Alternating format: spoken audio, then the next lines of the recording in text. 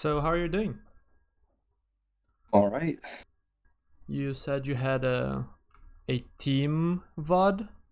What was Yes, the yes. details? We were facing against a team that had multiple GMs, and no one on our team is GM, so it was pretty stacked against us. Mm-hmm. They had already won a map. Actually, it was two maps. They had won two maps against us, so it was really down to this. We were getting better as we went along, but I think we were also getting a little bit more tilted. Um, but this one felt the most winnable. Out of all three, this felt the most winnable. Mm-hmm. Mm-hmm. Sure. Um. Alrighty then. What is the replay code? And then we can take a look. What's the average rank for your team? We have Masters 2, Masters 3. I right now I have accounts ranging from Diamond 1 to Masters 2, so you can kind of put me anywhere in that range. Mm-hmm. Um, and I think the lowest ranked person is one of our supports is like Diamond 1. So pretty much Mm-hmm. Diamond 1 to like Masters 2. Mm-hmm. One division lower than the enemy team is kind of what I'm seeing. Okay.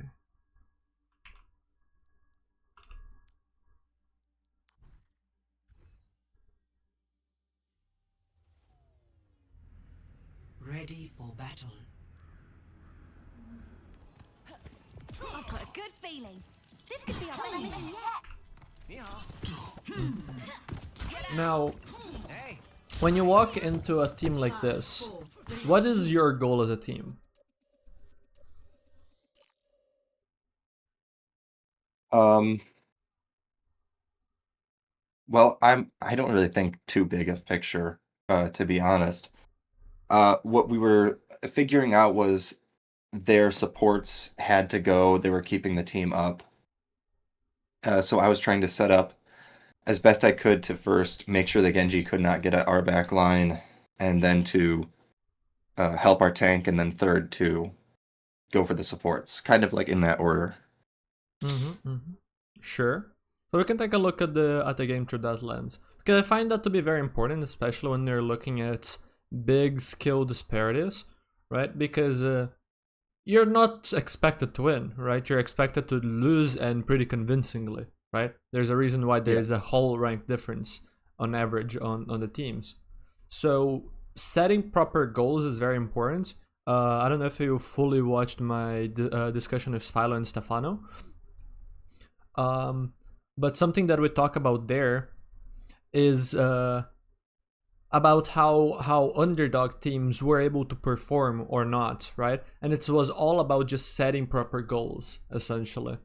So, in this case, if you don't expect to win the game and don't let the skill disparity frustrate you because you're probably gonna get stomped, right? And you focus instead on the achievable goals, maybe win a fight here and there, right? Or in your case, oh, maybe I want to get better at dealing with the backline. I want to get better at marking the Genji, right? That could help you not just improve, but even achieve performance in the moments by giving you a challenge that's within reason, right? Within your skill level, and maybe even Mhm. allow you to overperform and maybe actually compete toe to toe with those players, right? It will still be incredibly unlikely for you to win, but that is arguably the best path for you to win, which is not to even try to win in the first place, right? Just set realistic goals in the match.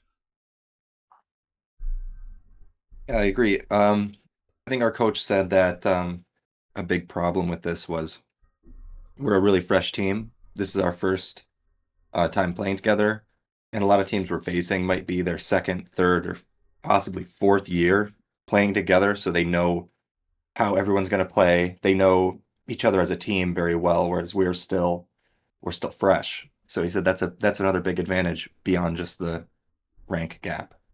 Mm-hmm. So that's Mm-hmm. another thing we have to work on outside of just the in-game stuff. Mm-hmm. Sure. Alrighty. One. Objective. Lots to think about. Let's take a look here. If you need me to slow down, pause, want to talk about anything Enemies coming specific, by. as always, let me know, and we can do that. And then if we find the need, we can go back into talking about mentality and whatnot, because those are relevant. But it's mainly gonna be based on what you are personally interested in, because we could go a lot of different routes with this, right? So Yeah. please feel free to steer this review as you wish. Under my protection.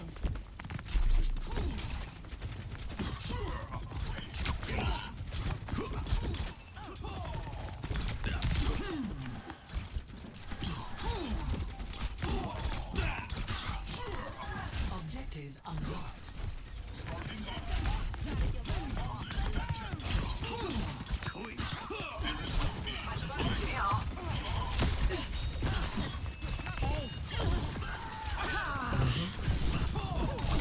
Okay, let me go back here to the start of this fight, because this is an interesting fight to look at, I'm here. especially considering that you're running double flex DPS, right? You're running double flanker. So I wonder if it's relevant. I guess I'll just ask you here, if there's like a specific game plan that your team was trying to execute on. Like, how was this fight? Just to give me a better picture. So I was just kind of, like I said, keeping it not committed here or there. I was ready to dive if like someone on the tank side was getting low, or if our tracer was to get somebody low, I would dive them. So I was trying to split my abilities one way or the other. Whoever gets low, I was just trying to like be there to finish them off. I don't know if that's the best way to think about Genji, but that's kind of how I've been treating him. Is like if my team needs assistance or they call someone low, I'm the guy that's gonna go in there and try to like finish that off. It could be our tracer, it could be our junker queen, but as you said with the double flanker, the tank is often yelling at me to shoot with them more because they don't have anyone to shoot with them. Usually there would be a DPS with them, like the 3 stack and then the 2 stack that goes on their own. Mm-hmm. And the tracer is often yelling at me because they're getting people really low all the time, but no one's there to finish them off, so they want me to dive with them as well. So I'm really torn. So for this first fight, I really tried to split my attention. And that's interesting, because what you talked about is not necessarily bad, right? In fact, I would argue it's good, right? Just like you are a flexible character with mobility, with range dynamics. So where is it that you can get the most value? Is it with the tank? Is it on the flank, right? How committed is the play? Well, that's where we need to go one step deeper, right? You need, yes, being available and having the mentality to look for those situations where you can help is great, but are you doing so proactively or reactively? What are you using to base it off, right? Or your decisions, rather, are what I'm referring to. So is it Tracer yells for help, you go to help her, or are you actively looking at the battlefield and being like, I should help my Tracer here? A little bit of both. It looked like there wasn't really much sight lines. Most of them, I shouldn't say all, most of them went all the way on the right side there with the bridge. I could have maybe walked up and used like the wall climb on the bridge to like do something, but I was also trying my best to, as I said, mark the Genji out, make sure he could not get to our backline at all.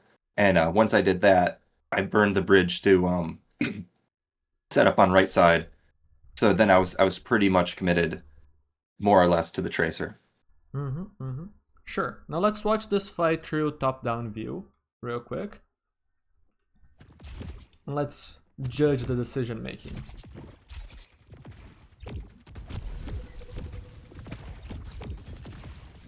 So right now,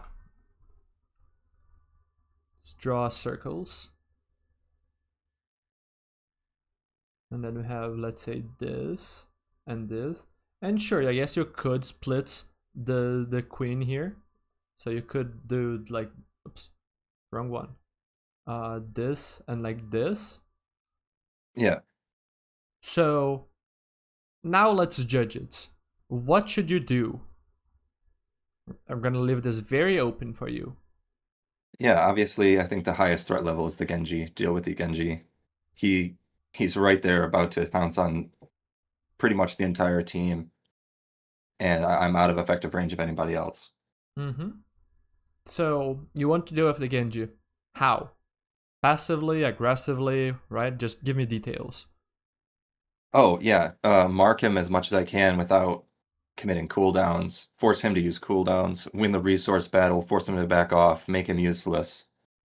Pretty much that's it. Don't try to throw my life away for it, but definitely do not let him get any space at all. Mm-hmm. Mm-hmm. Sure. So you're trying to get a positive resource trade here. Now, I'm gonna dig a little bit deeper because there's more than one way that you can handle that. Once again, looking at the whole field, how should you handle this duel to get the effective, what's the proper way of getting a positive resource trade here? Um, yeah, I guess get in his face, shoot him so he has to react to it, or else, he's gonna die. If I keep shooting him in the face, he's gonna have to use reflect, or he's gonna have to dash out, but he's probably just gonna use deflect. Mm-hmm. So you're talking about an aggressive approach here. Why would you go for that? What information about the battlefield right now tells you that this is what you should be doing? Oh, it's that he's, like I said, it's that he's right there in a really, really solid position to, he's a very high threat. So I have to deal with that, not necessarily quickly, but I have to deal with it before you can do anything with it. Mm-hmm, mm-hmm. Sure. So that's a good way of thinking. The detail that I want to talk about, which I find to be very relevant, is that this Genji, yes, it's very important for you to deal with him, but it's not so much right now because of his threat level. In a vacuum, yes, he does a lot, but also if you are the enemy Genji here, are you looking to dive this? Not yet. What are you looking to do if you are the enemy Genji? Think about what's the If I highest was the value play for him in this situation. just stay there. Mm-hmm. Why? Because once the fight devolves, you're free to clean up the entire back line, but you have to wait until the fight devolves. Mm-hmm. So you want to be in that position as long as possible, then collapse on them. Sure, sure. And why do you need to wait for the fight to devolve? Why can't you go right now? Suzu, TP, Blink, Dash, everything, every cooldown in the game. Mm-hmm. Every cooldown in the game. You see the problem? You have 4 players over here on the same angle. And you have 2 here. Meanwhile, I have 1 and then 3. This is what I'm trying to really focus on because this is very important.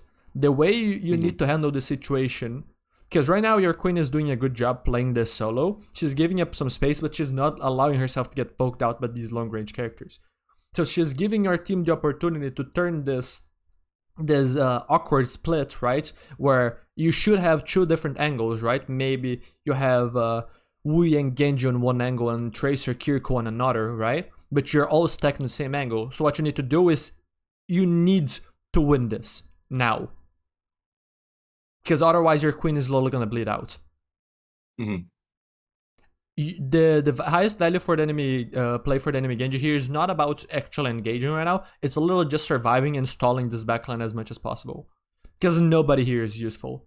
So the longer that this guy can hold space, the longer these guys can look to poke this queen and slowly win the front line.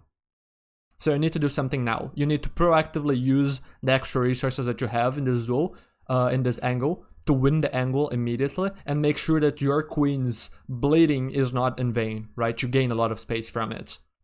Yeah. Because that's the thing, right? I'm not even talking about, oh, you should maybe be here off-angling this Orisa, or maybe try and position here or here, right? Walk, climb, hit this backline, whatever, right? No. I mean, you could, but regardless of which approach you choose, right? You're in this setup now, so how do you get the most out of it? That's what matters for me, right? The exact way that you're gonna approach, you could evaluate what's higher value, but a lot of it is just gonna come down to player preference and your experience, right? What you end up learning about the game and what you want to do as a player, right? So different Genji players will do different approaches. All of them can work if they are done well. So I don't really care which play you decide to do. I just want you to do it properly, right? So this is what I want to focus on, and this is why I want you to watch this from the top down and see what happens in this fight. Objective unlocked. You see it? Our Junker Queen's about to just absolutely die. Mm-hmm. And also their Genji's kind of set up still. Mm-hmm. Their Genji is still marking, right? So you all are not set up yet.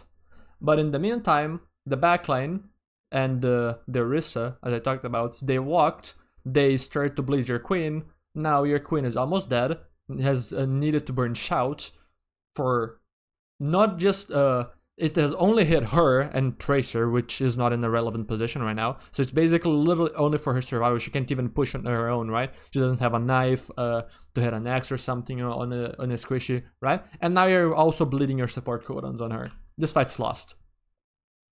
This fight's lost. Is any of that relevant to like what I could have done? Or is that just positioning right from the very start? And also that they had a 2-man, 3-man stack while we kind of clumped up. Yes, maybe you could have had a better split, right? You and/or your Tracer, right? Doesn't matter. In the case of like an individual review, as I would focus on what you can do. So in this case, what you can do is look at the angle that your Tracer is playing and maybe play a different angle. Also, just real quick, my Discord is saying that I'm having latency. So are you hearing me? Yeah, you're Okay, a little bit okay. glitchy, but it's okay. So Okay, like okay. with that thought, so if my Tracer's already on this angle with that Genji, do I just go, okay, that's quote unquote that angle's covered. What can I do now? Try to find my own angle, Mm-hmm. you know? You can absolutely. Like if you remember my champ rank up game, the initial thing that I was looking at is, okay, I have Genji Mei, both characters that are likely going to be playing similar sightline types. So I'm gonna have to pay attention to what sightline my Mei is playing to try and not double up, right? Try to create a different angle. That's one of the things that I was thinking about, mentioned right off the bat. But yeah, like here, you can absolutely look for a different angle than the Tracer. But also in this situation right now, from the workshop yesterday, you're currently set up to deal with the Genji. You're not set up to deal with the Orisa and stuff like that. If you judge that you have the time to, like this is not urgent, the Tracer and maybe the Kiriko, right, can deal with the Tracer, and you have a higher value play in the future, especially because there is time right now before a fight truly breaks out, then you could arguably maybe dash towards here, try to set up under, right? Maybe here or here or something. But for the most part, I think that you just need to fight this and realize the way that you need to fight this sooner. That's the issue.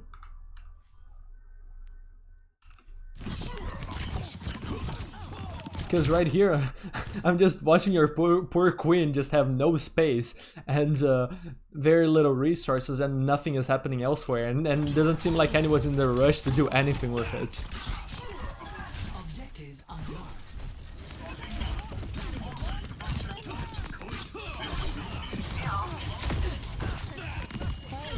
And this is why I think that, like, in a vacuum, the way that you were thinking about it, okay, don't give the enemy Genji an easy chance to maybe kill me or something, right?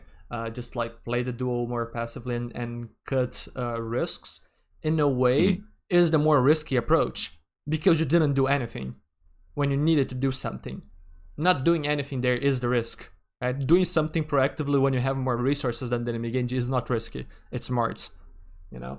So this is why a lot of the times looking at the game through these lens, where it's like, oh, why did I die? Or right, how could I have prevented this death? It's just like, that's usually not the thing that you should be looking at, right? A lot of the times, looking at the cause of death is not actually looking at the proper cause of death, right? Maybe you got finished off by a Cassidy, but the reason you got finished off by the Cassidy is because you did not mark an angle and you allowed the caster to walk there in the first place, right? Or some other thing that caused, right, a ripple effect.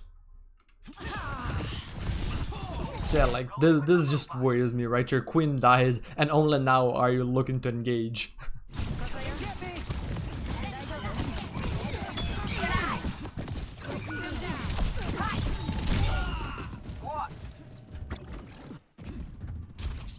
You lot are making me fall behind.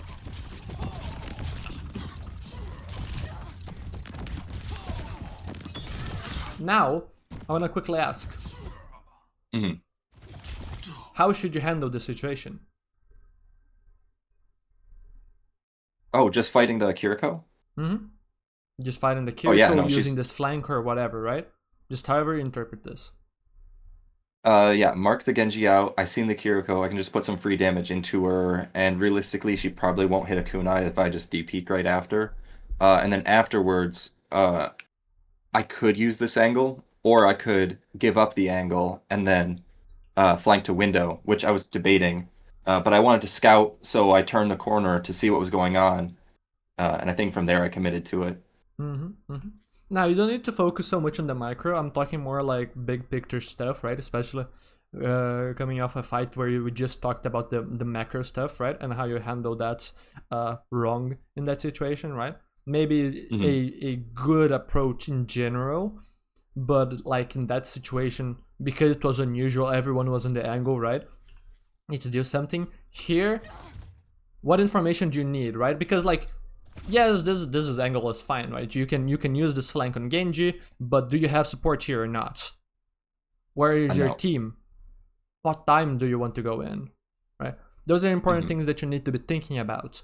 So when I ask you how about this play, I want you to judge this and tell me like, okay, how aggressively am I playing this situation, right? Because when I look at this, just gonna give you a freebie here, and then we can just to get a better understanding of what kinds of answers I'm looking for, right? And then we can do this exercise over and over of other fights. But when I'm looking at this play, I know that I don't have a team backup right now. My whole team rotated main, right? They're doing their own thing. And I see a Kiriko and a Genji that are potentially watching me. Now, currently at this range, I'm fine. There's nobody that would chase me after dash unless I get very close to Genji. And I would only do so carefully because, again, I don't have supports. So you need to be very careful in this push. So because you're solo operating here, and it will take you a little bit to get value, you probably need to wait for someone to get low or for them to stop paying attention for you to truly walk through the flank. You need to be careful here. So good angle, just be mindful that you are alone. So handle it as if you are alone. And you're doing a good job of that right now. And now you walk because they allowed you to walk. So this is perfect. Yeah. And you can immediately see the value, right? You get so much damage for free, you're still in a good position, you're threatening the kill, force cooldowns. Oh, I ult out. Don't worry about that. That sucked. Unfortunate, they had Kitsune already.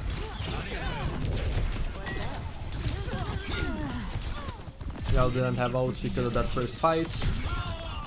Hey, hey. Hey! Soldier en route. Echo here.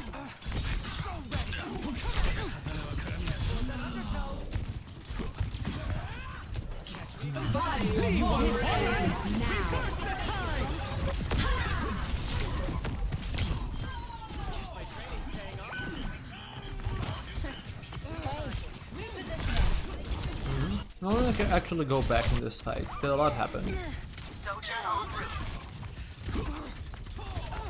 Echo here. I should handle this. There's really not much I can do except for control this little tiny room. Make sure that they can't use it. So that's kind of what I'm trying to do. If we do get some positive value, then I could take the room myself, like scout it a little bit, see if anyone's diveable in the backline. But until then, just mark this Genji. Make sure no one else can use this room. The way I would describe the situation, you're slow clearing this room. This Genji is not likely to be able to hold this room. Because he's kind of solo here. He has a little bit of support, but his team is not set up for here. So you and your team can bully him pretty easily, not really lose too many resources. So as long as you avoid giving him an opening to kill, you're fine here. And then from there, now the fight actually opens up, right? Assuming you go here, because now you have option to drop, you have option to maybe look for a blade or whatever, right? So this here is pretty straightforward. Although here I think that dash is a little bit unwise, right? Exactly. I didn't really need it. Yeah, you didn't really need it. I could kill him. You all should be like clearing him decently easily, or not, at least not giving him openings. Now here, what have you seen? He took the angle again for free. Our tank's in, their tank's low. Something needs to happen, I guess. Something needs to happen. Now, you're gonna need to chill because of this Genji right now, or you're gonna have to swap angles. But you do know that something should happen soon.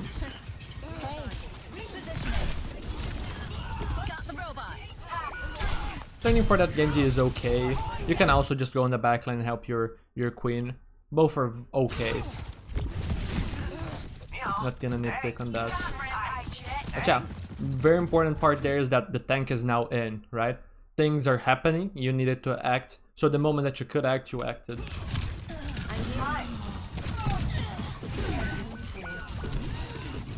Now what happens here? The tank just goes right into our backline. I think your backline just kind of got one shot.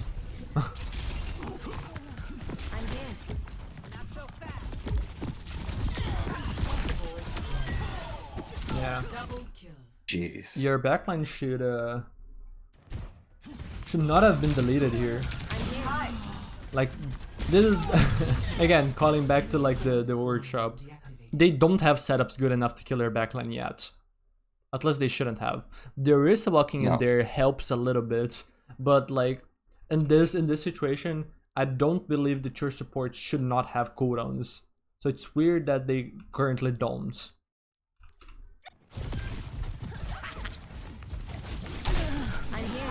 Ah, that's it. That's it. Enemy forward spawn. That's why. Okay. Sucks. Yeah, they were calming that 100%. They were coming that. Maybe your team did not calm that very well, right? The fact that they did not have cooldowns on the support line, so they needed to back up, right? A good call out in that situation from your supports is just to chill, right? Just tell the team to chill. And then everyone plays their life for a bit, and then they walk back in when they can. But yeah, on your end, like, there wasn't really anything that I can talk about. This is fine.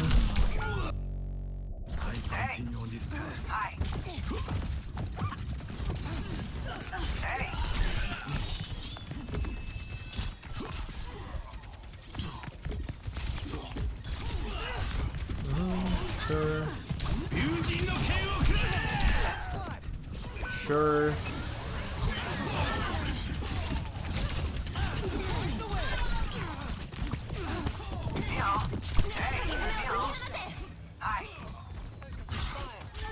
Alrighty.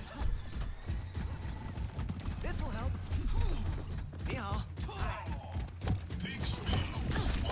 Duplicating Orisa. Look at that push bot go! Your worst. I'm here. Look at this again, actually. Enemy forward spawn. Duplicating Orisa. So, with your information, what should you do? There's a couple things. I could chill. I could dive the Orisa. I could try to go for a kill / mark this Genji, since worst case scenario, I just fall back down into my supports. So those are the three things, and I picked just diving this Genji, making sure that he couldn't get any value here, couldn't shoot any of the team. I thought it was a strong position. It is a strong position for you to control. Now, the most important piece of information here to me is, here, right? Copy, pushing in. Mhm. So what are you gonna do with this? You talked about maybe pushing the Orisa. I don't think so. Their enemy Orisa is fine. She's in a good position. She has backup, right? She's chilling. So Yeah. you want to be able to look to push. So I don't love this. Because now what Because I happens? just wasted dash. I have no dash. I'm not in the fight. No, you are in the fight. You are in the fight, Well, absolutely. But I your can't team, follow your up. team is ult pushing. You ideally want to kills here. Taking space is good, but just like using this dash here. Let's say that this Genji drops low. Now what? Yeah, there's really nothing I can do. Yeah, he won't die. He'll just back up, get healed, and then bully you out because you don't have support here right now. You're solo. So now you have just killed your ability to maybe push with your team and try and get a pick with the echo push, right? Maybe if you slow play this, then you still have the flexibility to push maybe the Wu Yang if let's say your echo can push to this corner, for example, right? Then you and the echo, right, would have two different close range angles on that Wu Yang, for example. And you could go for an aggressive dive like that because one, you have deflect to get out, and two, your team has the space to back you up as you finish the deflect out in case you don't get the kill. I'm here. So the play that you went for is fine, it's just that with that piece of information you could have adapted your approach slightly and probably had a higher chance there of doing something. Now that was fine, I believe. Let me go back. Let the Kitsune You're down players, Yukitsune. Yeah, just Yurisa here, right? Yurisa is Yeah. close, nobody else is. And here, yeah, just look for trade. 大丈夫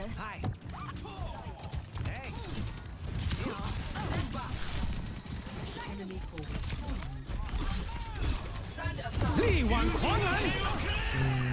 Yeah, I'm gonna try. Ah, interesting actually. So I'm gonna let you evaluate here. Yeah. So, what's your plan this fight, based on information that you have? Right now, scouting, I know that they've been trying to use Genji ult. I think they've had it for like at least a team fight. So I'm a little bit expecting that.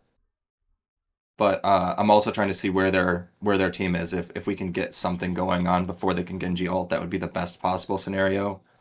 But outside of that, yeah, pretty much just not trying to die to Blade.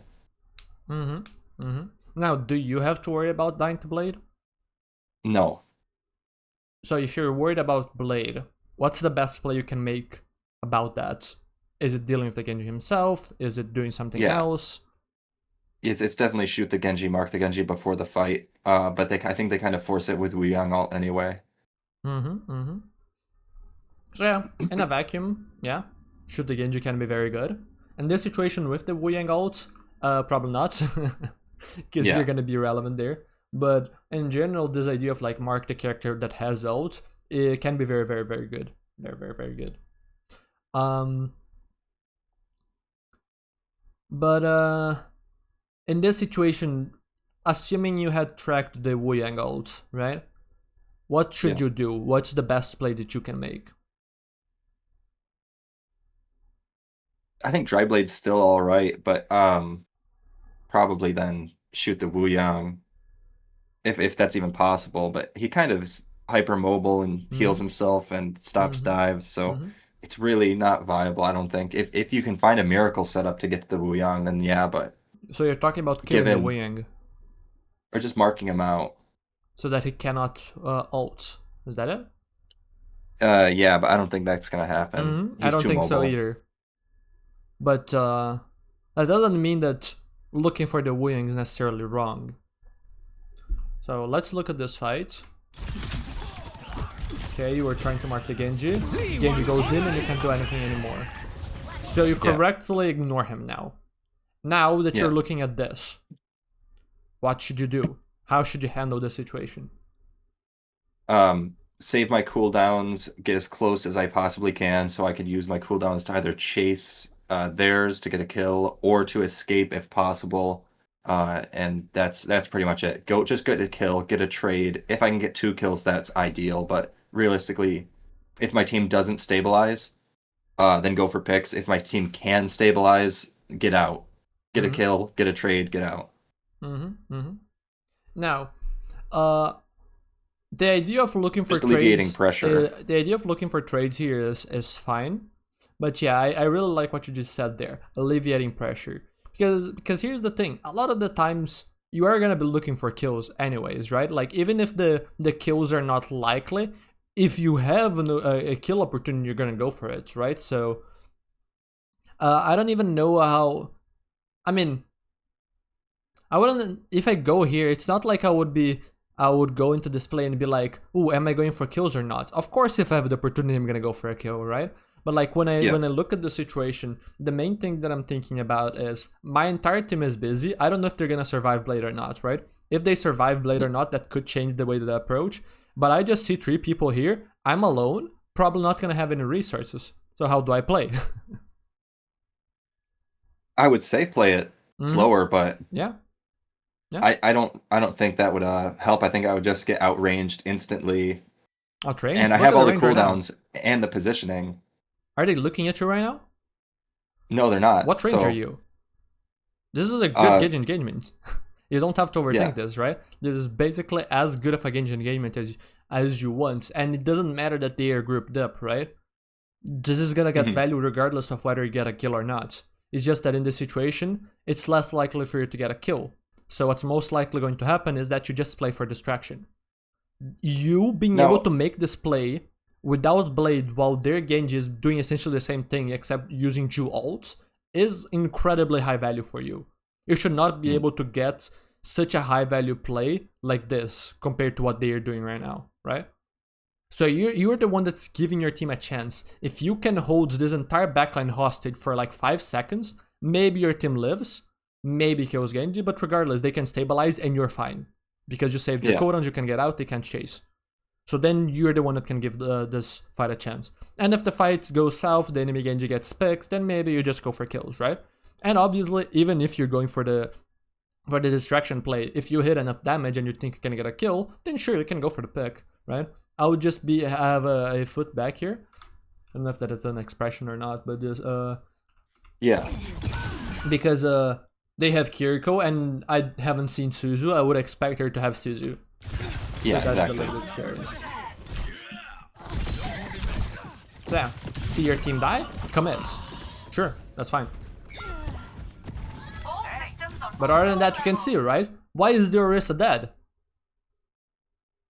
Because there was nobody to help her. Yeah. She was completely committed to the Genji blade and then had no backline. Yeah, because you contested the backline.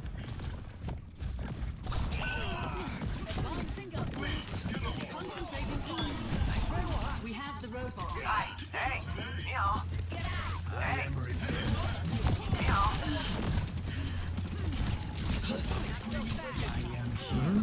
It is fine.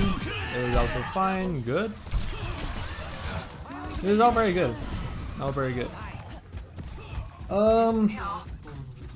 Stick with the robot. So now this is interesting because there is no enemy that you can see. You just want to fight. Yeah. So what should you do? It's the same Walk thing. up and take as It's the quote, same unquote, as thing, much but space the as possible. yeah, exactly. You have different information, right? Now you do have some information, even if you don't know where they are. How much space should you take? I ideally would like to take a little bit more, but my team was playing like slow, quote unquote slow. So this was already a pretty aggressive angle. So, what's the important information that you need here for the amount of space that you're taking? Can I reasonably get back to LOS with my healers? No. Decent, but no. You don't necessarily need your supports for help, right? Remember that solo play that we just analyzed? You versus 3? You can dash back to the mini health pack to a place that the enemy team can't chase, right? You can live on your own on the enemy backline or on an angle or whatever. So you don't necessarily need to back up to your supports. Now you have the right idea though. if I could, I would have came up to this window, wall climbed up, and just peeked around a little bit, or even like went up the road a little bit and just peeked a little bit. But the fight was most realistically going to break out around the forward spawn checkpoint. So I didn't want to commit super far right. And also, my team was playing all the way around that corner. So if I was to climb up to the window, dash would only about get me to the road. And then I'd have to deflect out. And yeah, then I'd be kind of useless for a little bit. So I just have to really not get forced any of my cooldowns. So that's why I just kind of played passively. Now, the position is fine, right? The way that you're handling it right now is fine because there's no active fight and you don't want to just lose positioning for nothing, right? There's nothing worth going out of your way to do right now, right? So this is fine. The main thing that I was referring to before with like the supports is that the main safety here, or alright, one of the safeties that you should be thinking about, other than just like support healing, is just the areas that your team control or the areas that the enemy team doesn't.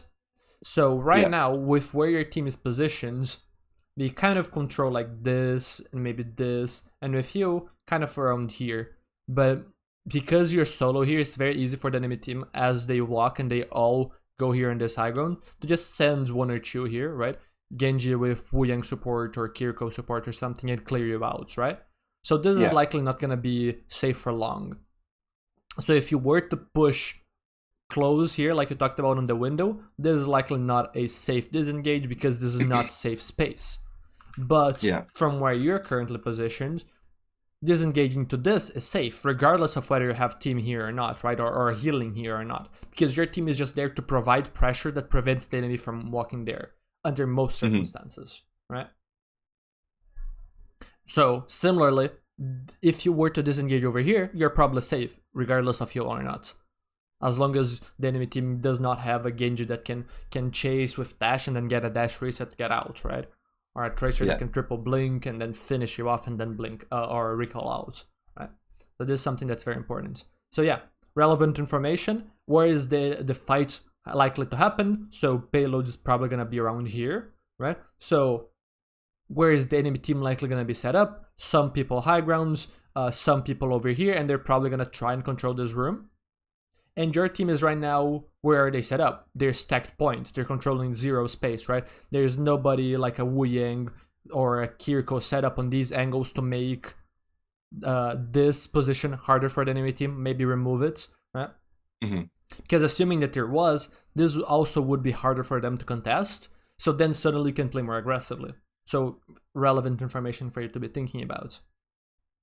So yeah, it's unfortunate your team is not controlling more space, but you're adapting to it well.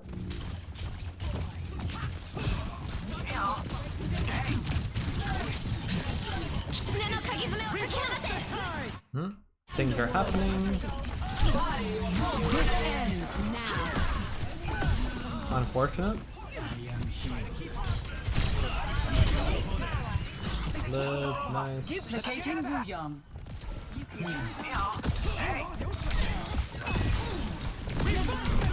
That's fine. These are just mechanics.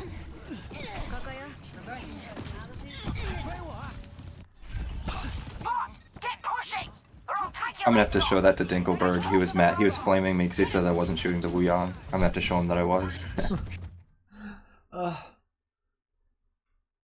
Nerves.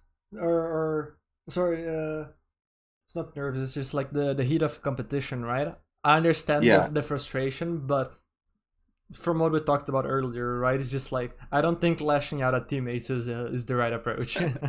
I think that's something that, unless you are aware that it was not meant maliciously or anything like that, it's something that needs to be addressed, right? Yeah, he was just like, as we all were. It doesn't look like it, but there's been like 100,000 times so far that we've gotten people like to single-digit health, and then just like they're just not taking that last bit of damage that would kill. And if we just got that little like one extra shuriken worth of damage, we would probably be in a much better position. It's just very important that's kind of where that to came keep from. in mind, right? To not go over the line where it goes from just like frustration to flaming, right? And then it creates in-team chaos and then people suddenly hate each other, and now the team doesn't work and falls apart. Yeah. But yeah, here, what should you do with the information that you have? And I'm not gonna give you bird's eye POV. You have seen enough. Yeah, I guess I know someone's isolated on the cart.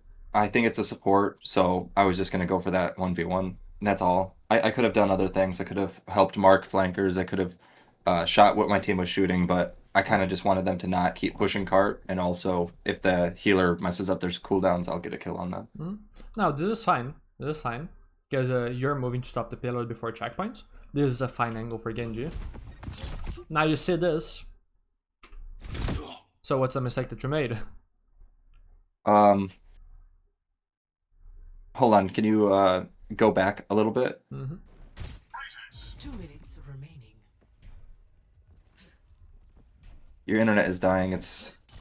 The stream isn't really playing very well. So I round the corner and I see they Actually, have a whole let me team, do right? this then. Stop streaming. Let me stream again. Yeah. So let's see if it becomes better now. I'm gonna come back to the place that I was talking about. Wait, what? What happened? Hello, can you hear me? Yeah, I can hear you. The stream just dropped, It right? crashed. Yeah. That's weird. Cool. Hopefully it works now. So can you see it? I'm clicking on it now. Yes. Okay. So yeah, now that I see that the entire enemy team is there, I've got to disengage. I hopefully don't use any cooldowns, but certainly my plan of attack's long gone. Probably just deflect out Sure. if I have to, dash out, but deflect is a better one to use. Now this is a fine angle for Genji. You see a lot of pressure main. Obviously deflecting doesn't feel great here, but what can you do? It's a lot of attention, long range damage that you can't afford to take. Yeah. And most importantly, it's just the cover usage, right? You're wide swinging here for no reason. It doesn't accomplish anything. You should be hugging the corner. Most of the enemy players are just gonna be ranged pressure, and even without that, it's just like you want cover. so this is just silly. You should have been dead. Like, Yeah. let me just show this from this perspective, actually.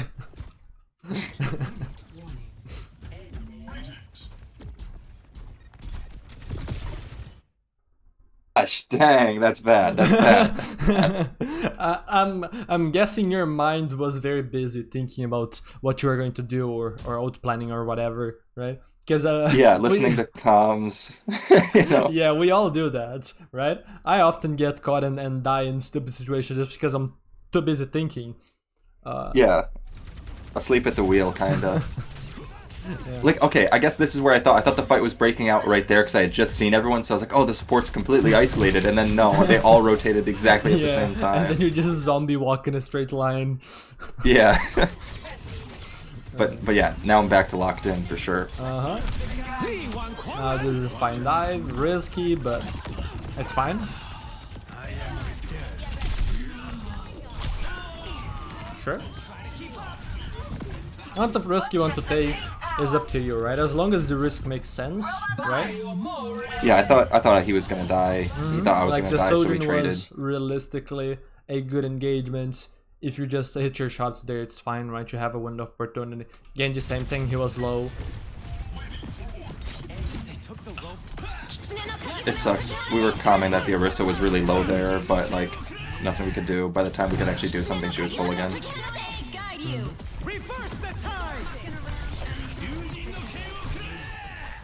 Now a little bit of micro here. You'll get the kill. Your setup is what made this a little bit awkward, because your setup wasn't amazing. You did not manage to take the best space. And to be fair, usually you would have had more time. It's just that they pushed the issue with Kitsune, right? No, sorry, Yeah. what did I interrupt? Oh, yeah, it looked like they couldn't really do anything anyway. Like they took away our setups, but we took the fight kind of also quick for how much they were taking it aggressively. but we kind of forced it with alts. Yeah. Both teams had okay setups for that situation. Not amazing, right? Yeah, It's a weird situation. it didn't look where like either of teams- us Yeah, it's not like was comfortable. yeah. So I guess that if your team knows they have an ult advantage, they can push the issue there. So it's not necessarily an issue. Push started. Let's go. Now here, I like this. I like this a lot. You just have to be mindful, and it seems like you are, right? Oh, I wanted to use slippery dash to like get around the pole, but it happens. I don't die for it though. But yeah, ignoring the mechanics there, right? The way that you handled it is fine, right? You're solo on the angle, two people are on it, right? You absorb the pressure, you live, right? That's perfect. Overtime. This is our last chance. We can win this. This is a good angle to control. And now I'm sure that you would love to look for a kill here, Yeah, but but I can't. Yeah. I know that I can't. so they're really pushing you. So it's just like That really sucked. This right here really sucked. Don't even watch this. You don't want to know what happens next. yeah, yeah, that is unfortunate. But yeah, it's just like the Can we go back to his health? I want to know. I just want to know. sure. Matthias. I felt like this through the game, and it was so sad. It was tragic. Nah, I mean, obviously everything could make a difference, but it's just like there are so many things that happen in a game that just like singling out a single mistake as the cause is just kind of silly, because you could Yeah. do that to any other mistake from the team. If this Genji dies, we win. No, 3 health. Yeah, So bad. but yeah, here this is an interesting situation because like you want to look for kills, but you're not necessarily gonna be fed kills, right? And that's not an issue, right? Like if you wanted to really go for kills, then you maybe would go for a sneakier setup. But like controlling this room is so important. Then here, if they mark you, you just kind of have to accept that you're not gonna be able to look for a kill, and that's fine, right? Because you're getting value. The thing that I regardless. was tracking here too, as you've seen, I was on this Genji very hard. I knew he had ult, Yeah. and I knew he was like the only person that had ult. I didn't know. Okay, I guess Wu Yang makes sense because they ulted together, but I didn't want that Genji to get his foot in the door at all. I was marking him when he went wide around the corner so he couldn't get in, and then I was controlling this little room because he wants to use this room. This is the room he wants to blade from. That's exactly what he's thinking right now. He's calming his Wu Yang. He's turning around to make sure he's within LOS, and that's when I attacked. But gosh, dang, 3 health still the difference maker. Yeah, and it was good So, yeah. thought process there, right? You had a lot of information. Now I want you to quickly, just as an exercise, try to come up with a different fight plan based on your ult. What's your ult? Queen ult. I would say probably go staircase on the right. Pressure backline a little bit. Even honestly, just chilling with the team and waiting for Junker Queen ult. Just stay right where the heals are. You know, where I can get the most support. Just poke a little bit. Just wait for that to come out, and then, you know, whoever's close, shoot them. In that case, I would argue you still want a soft angle, so you would want to play it from there, maybe. Even on the room here is fine. Like if you're either your Wu Yang or your Kiriko If we can control it. keep Yeah. a longer sightline in the fights. So like they do, rather than hugging close, right? They maybe play a little bit further like this, where they can keep these both sidelines open at the same time or something. But like as long as they're mindful of that, you can even play this position here. But yeah, fine ideas. So you can play it slow. I don't think it is the right approach here because of the upcoming alt economy that they're gonna have an advantage on. But for the Queen ults, there are some interesting approaches, right? One, wait, chill, Queen ults, then you engage with full resources, full commits. Or what's the other approach? Not chill. Try to force things. We have Queen ult, but like be a What do you solo need to force? operator. What do you need to force in order for Queen ult to work here? Force them out of being on their own angles. Force them together, I guess. There is one specific thing. Oh, slide Wu Yang ult. No. No, cleanse. Yes, Cleanse. yes, cleanse. Of course. Cleanse. I This is didn't even see the most Kiriko on the important screen. thing, right? Most important thing. They Yeah. have Kiriko. If you can force an early suicide, it might even be worth suiciding for it. Yeah. Okay. I didn't actually think about that. I was so focused on the Genji 1v1. And it's fine, right? It just showed that like there are so many things that you can look at, right? I think that your approach here is completely fine. Even better because just like the Kiriko play I think is unlikely to happen because the setups in this area of the map are kind of bad for you to reach the Kiriko. And your team does not have the time for you to afford to go like this way to find a good setup on Kiryu, right? Like you would be going on a scenic tour. So yeah, I think that this is fine. But this is a lot better than before, right? So it's just like you have these ideas, you just need to continue developing your skill, right? To gather the relevant information, right? Filter out what matters most, and then approach the situations correctly based on that information, right?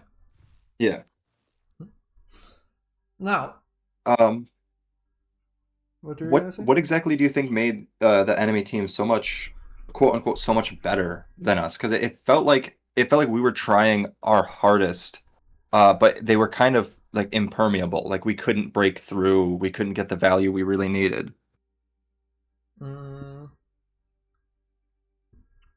It's hard to pinpoint it down to a single thing because obviously there are many things that separate you all, right? I'm sure that Yeah. mechanics, positioning, game sense, right? Like we could find big differences on, or even just like decent differences on all of those, right? But like to me one of the big things is just like setup quality, like over and over and over again, right? Like especially to me like the big thing is that like your team did not do a great job using the flexibility or not too much the flexibility but like the kits of Kiriko and Wu Yang, right? They were kind of Yeah, I think acting as if Kiriko and Wu Yang were kind of like Anna and Brig, that they pocket the tank a little bit more, and then it's just like no, these characters need to take angles, they need to pocket their DPS, the tank is gonna have less resources. Not to say that the tank will never get help, right? The tank will receive help, and a lot of it when it makes sense, but you needed to have more active angle control. Yeah. I think our wing was actively calling that he couldn't find value. Like he was struggling to find any value on Wu Yang during that exact match. Yeah. And it's and in that case there are some interesting ideas where you are not even playing so much for yourself. You will be playing, let's say, because the sightlines on New Queen Street are so good for a character like Wu Yang, maybe you, right, help the Wu Yang to clear angles. So start of the fight, help him go somewhere that's good for him, protect him from any flanker threat, right? Just like the enemy Genji had Kiriko pocket when he was trying to take the middle of the map, right? You would have Wu Yang pocket, and if you win the trade of the enemy Genji, force him out, now your Wu Yang has a free angle and can even help you further your own angle, right? Deepen it, provide you damage supports on the backline, which is where you're going to be walking towards most likely, right? Tracer maybe help the Kiriko or whatever, right? You could also change this, right? You help the Kiriko, Tracer helps the Wu Yang. But that's something that could have happened, right? Your team plays a little bit more patiently. Maybe your tank is a little bit slower on the trades that they take. Give your team time to secure the angle control, and then from there your team can slowly look to transform those positional advantages, right? Those setups into kill opportunities, and then go from there. Okay. I don't want to flame our coach. For a reference, our coach is like a really old, not really old guy. He's not like 50, but he was like Overwatch 1. And he tells me that I should be helping our tank more. I should be shooting who the tank is shooting. And I don't want to say I disregard our coach, but I feel like that's really, really, really outdated. And he's probably perfectly accurate for like the first 5 or 8 seasons of Overwatch 1, but I don't think for Overwatch 2, like I hardly ever shot who our tank was shooting, and he said that was a big problem. here's where I think that there needs to be a back and forth between you two, right? There needs to be more questions. So in your case, right, if your coach doesn't explain the reasoning for that, then you need to actively seek it out and then discuss with him. Okay, why do you want me to help the tank? Can you help lay it down for me to understand why you think that is the most value that I can get, right? And then maybe he provides good points, and then you're like, okay, but I think that if we're gonna be running this backline, then the angle control is more important initially, and then if I don't, like, if I lose on the angle or something, then maybe I go and help the tank and shoot, right? Just like, Yeah. there needs to be this dialogue, because if you're not diving into the essence of the situation, yeah, if you don't dive into the whys, then it's just gonna be just like preference versus preference, and it doesn't feel like an argument. It just feels like what I want to do versus what you want to do, right? Mm-hmm. So I think that you all need to have a more productive discussion. Because otherwise, yeah, of course, right? If you have a different belief than him and he does not provide arguments for why you should be doing something different, right? Then why would you listen to him, and vice versa, right? Why should he listen to you if you're not providing him reasons for not listening to his advice, right? Yeah. So I would walk with an empty head, right? Just like not necessarily the right term, but you get what I mean, right? It's just like, you're willing to hear his POV and discuss walking as a blank slate. Yeah, exactly. And then figure things out from there. But yeah. So yeah. Thank you for reviewing this. This was one of the most winnable games we've had against such a high-ranked team. I felt like it would be very good to go over.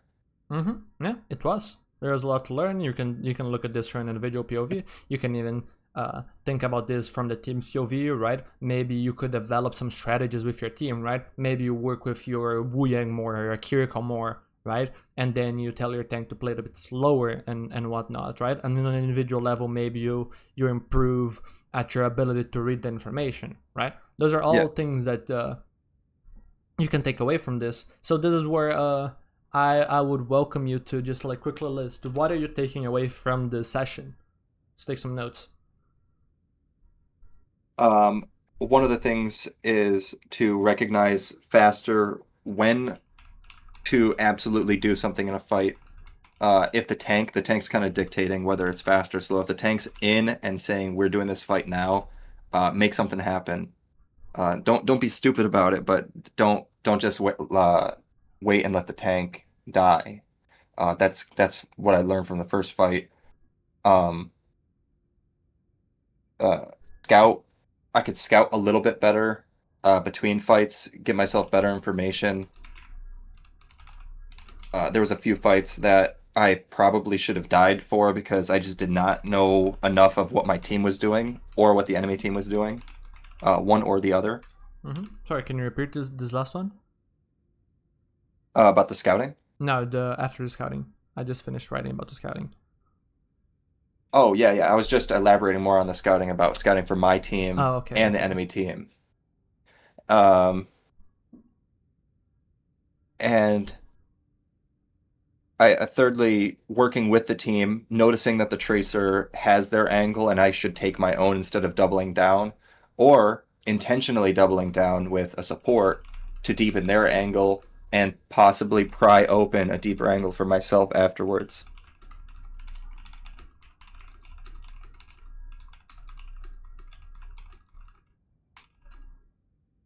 Swap angles. Alrighty. Gonna leave these notes then. Does this look good for you? Yeah. Alrighty. And yeah, the recording will be up on the coaching channel probably later today. So good luck on your grind, your improvement, and to you as a team, right? Hope you all can continually improve and more importantly just have fun, right? Absolutely. Alrighty.